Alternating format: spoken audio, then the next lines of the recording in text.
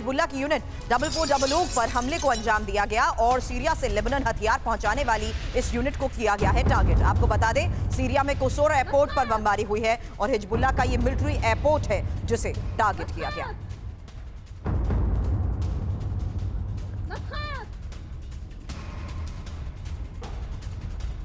और अगली बड़ी खबर, गाजा में इजराइल की बमबारी हुई है। अल अक्सा अस्पताल के पास ये अटैक हुआ। बमबारी से गाजा में लगे टेंट में लग गई आग। तो गाजा पर अभी भी इजरायली हमलों का सिलसिला जारी है। ये तस्वीरें आपको दिखा रहे हैं। अल अक्सा अस्पताल जो गाजा में मौजूद है उसके ठीक पास इस हमले को दिया गया है अंजाम, जिसके बाद हाहाकार मचा हुआ है।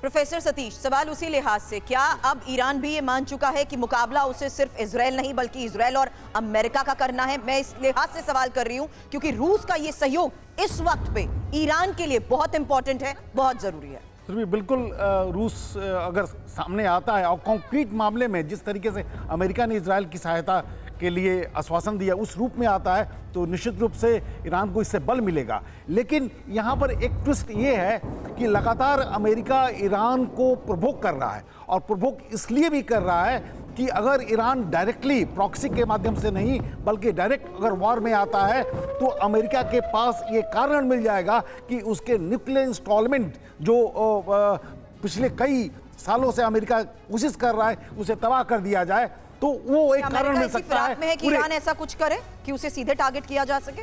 बिल्कुल बिल्कुल, पूरे यूरोपियन कंट्रीज और वर्ल्ड में एक नैरेटिव बनाने की कोशिश करेगा अमेरिका और उसके आधार पर यह बात तो स्थापित हो गई है कि मोसाद की पूरी पकड़ ईरान के भीतर है। एक बटन से टेक्नोलॉजी के माध्यम से ईरान के न्यूक्लियर इंस्टॉलमेंट पर अटैक किया जा सकता है। तो अमेरिका ऐसे समीकरण की फिराक में है कि प्रवोक कर रहा है कि ईरान डायरेक्ट वॉर में आए तो वो वैसी परिस्थितियां बन सकती हैं। लेकिन आने वाले समय में बाकी देश रूस और चाइना या दो महत्वपूर्ण शक्तियां हैं किस रूप में ईरान की सहायता के लिए आगे बढ़ते हैं वो मद्देनजर बहुत महत्वपूर्ण होगा। बिल्कुल, ये बहुत महत्वपूर्ण पहलू है जिसका आपने जिक्र किया। रूस के साथ चीन, पिछले दिनों हमने देखा था बीजिंग डिक्लेरेशन में किस तरह से जो जानकारियां सामने आई थी, जो बातें रखी गई थी, सीधे सीधे ईरान का फेवर करता हुआ चीन नजर आया था जब 14 फिलिस्तीनी संगठनों को एक साथ एक प्लेटफॉर्म पर शी जिनपिंग ने खड़ा कर दिया था।